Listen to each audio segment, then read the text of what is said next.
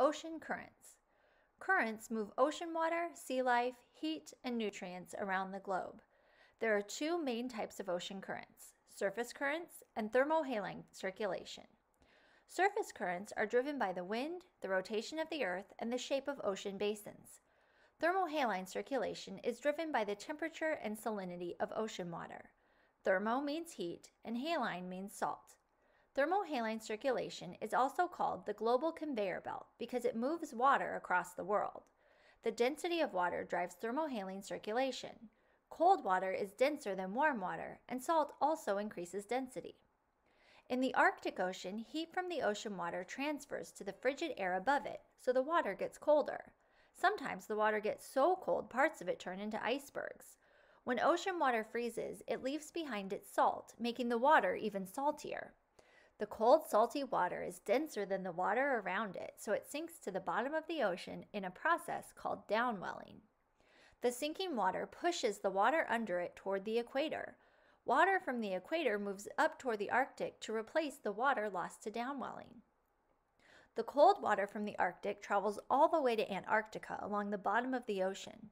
Then the water travels east around Antarctica because of the Antarctic circumpolar current that circles the continent. As the water moves north into the Indian and Pacific Oceans, it mixes with warmer water and rises to the surface in a process called upwelling. When organisms die in the water, their remains float to the ocean floor.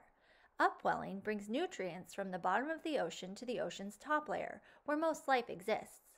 Plants, like phytoplankton, need phosphorus and nitrogen to grow and photosynthesize, so they grow best in areas of upwelling, such as the coast of South America and along Oregon and California in the United States. Because these areas have plentiful phytoplankton, they also have lots of fish.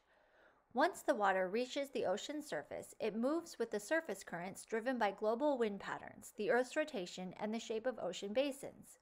Trade winds at 30 degrees north and south latitude carry ocean water from east to west. The polar easterlies at 60 degrees north and south latitude also carry ocean water from east to west.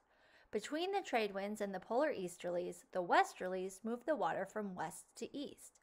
The Coriolis effect from the spinning Earth pushes air and water to the right in the northern hemisphere and left in the southern hemisphere. Continents change the direction of ocean currents because the ocean water cannot move through the continent. It must turn north or south. As a result, surface ocean currents often move in giant circles called ocean gyres. Gyre means circle in Latin.